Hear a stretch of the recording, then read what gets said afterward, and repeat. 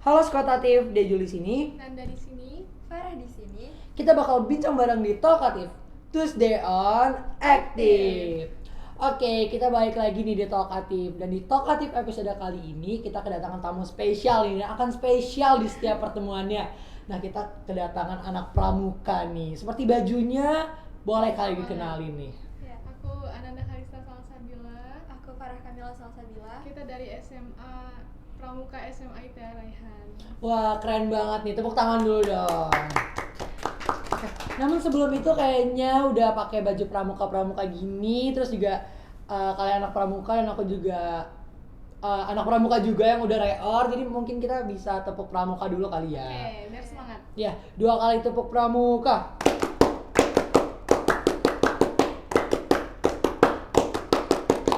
Oke, langsung aja nih ya. Jadi di sini kita bakal bahas yang berkaitan dengan pramuka dan teknologi nih.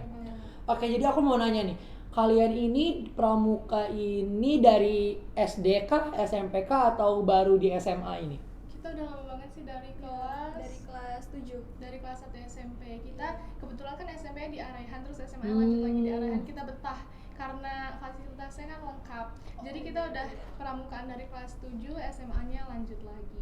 Oke, berarti anak pramuka abis lah ya dari Iya, SMP. tulen. Ya, nah berarti untuk alumni yang masih bertemu mereka pasti nggak asing dong sama muka mereka ya. Apalagi kalian yang megang pramuka wajib di setiap Jumat ya, Iya. penggalang. Iya. Ya sekarang megang penegak nih. Iya. Oke, kira-kira ada nggak sih kayak culture shock dari penggalang ke penegak gitu? Ada dong, kan beda banget ya. Iya. Kalau dulu kita penggalang apa-apa masih dibantuin ya sama pembina. Kalau sekarang itu udah banyak kita yang gerak sendiri, jadi harus lebih mandiri. Oke, berarti itu menandakan pramuka penegak di area itu inovatif dan mandiri ya. Iya. Lebih banyak bekerja sendiri dan hanya dipantau oleh pembinanya. Iya. Itu emang anak penegak emang seharusnya begitu. Iya. Oke nih, kita bakal bahas tentang teknologi nih. Kita dalam ruang lingkup kecil dulu kali ya, teknologi yang ada di Arehan nih. iPad ya. Iya. Nah, for your information, jadi aku kelas 12, aku belum dapat iPad dan mereka kelas 10 ya. Kelas 10 itu udah dapat iPad dan Arehan sudah menetapkan penggunaan iPad itu dari kelas 11 dan kelas 10. Dan itu menandakan Arehan itu berkembang di setiap tahunnya dan one step forward dari sekolah yang lain. Oke, membahas tentang iPad nih, kira-kira pendapat kalian gimana sih tentang metode pembelajaran yang pakai iPad gitu? Kalau kalian belum tahu, Arehan itu kan sekolah yang berbasis teknologi ya. Jadi Iya, kita benar tuh banget. udah pernah juga ngerasain pas Arehan masih zaman pakai laptop. Kayak kamu.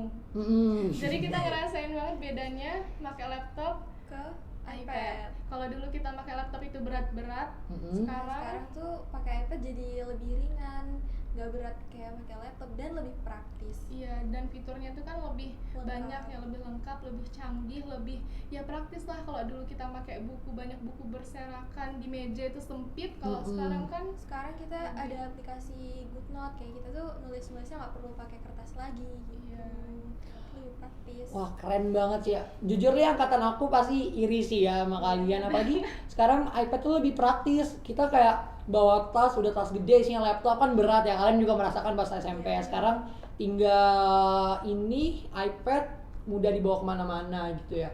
Tapi itu kan dari perubahan nih ya. Ada nggak sih kayak culture lag gitu, kayak sesuatu yang gaptek untuk iPad gini? Karena kan iPad ini sesuatu yang baru juga ya buat kalian. Nah, kira-kira ada nggak sih kayak culture lag-nya gitu? apa ya, nggak biasa nulisnya sih di iPad kan. Iya. Kita ada iPad pensilnya kan. Karena mungkin lebih licin. Kalau dulu pakai buku kan lebih keset ya. Iya, benar. Nah, ini lebih licin tuh, nulisnya agak gemeter.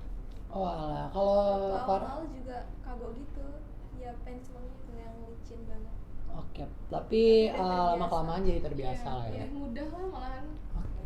Tapi ada nggak sih kayak dampak negatifnya gitu? Kan kalau misal iPad ini pastinya banyak dampak positifnya ya, terutama di bidang pendidikan, mempermudah kita mendapatkan informasi dalam pembelajaran gitu. Tapi ada nggak sih kayak dampak negatif dari penggunaan iPad gitu? Sebenarnya segala sesuatu ada dampak negatifnya ya. Cuman itu kan bukan salah iPadnya. Iya. Itu tergantung ke Penggunanya. ya, tergantung ke user. Jadi sejauh ini sih kita belum ada ya yang dampak positif ke kita. Jadi untuk kalian semua ingat semua itu ada dampak negatifnya, itu tergantung kita. Jadi pinter-pinter aja kita gimana gunainnya. Oke, berarti semuanya bergantung kepada pilotnya ya, dan Iya. bergantung kepada usernya. Oke nih. Nah, kalau semisal kita hubungkan nih dengan penggunaan iPad dengan kegiatan pramuka di SMA Rehan, kira-kira apa sih gunanya iPad ini di kegiatan pramuka kita? Dulu itu pas masih pandemi ya, Iya. kita masih online. Bahkan sekarang aja kan udah 100%, cuman nggak tahu ke depannya kan. Nah, pramuka Araihan tuh nggak berhenti loh. Selama Pramuka. pandemi tetap pramuka. Lewat Google Meet dan ada classroom-nya juga. Jadi tetap berjalan, nggak stop. Oh, berarti SMA di Araihan ini tetap melakukan segala cara untuk tetap menjalankan kegiatan pramuka Iya. walaupun non tatap muka ya. Iya. Wah, keren banget sih ya. Nah, kita geser nih dari iPad. Kira-kira apa sih teknologi yang tidak semua orang punya gitu di Araihan nih? Smart LCD sekarang. Wah, boleh dijelasin tuh? Iya, Arehan sekarang udah pakai Smart LCD. Jadi kita belajar di kelas itu udah nggak pakai papan tulis sama spidol lagi. Iya, jadi kita udah nggak perlu spidol, dan itu beda loh sama LCD yang biasa. Smart LCD itu gambarnya lebih terang, lebih jelas, dan Nggak pecah. nggak pecah. Kalau misalkan dulu pakai LCD itu ada orang lewat di depannya jadi ketutupan kan, sinarnya malah ke orangnya. Kalau Smart LCD ini enggak, jadi keren banget sih.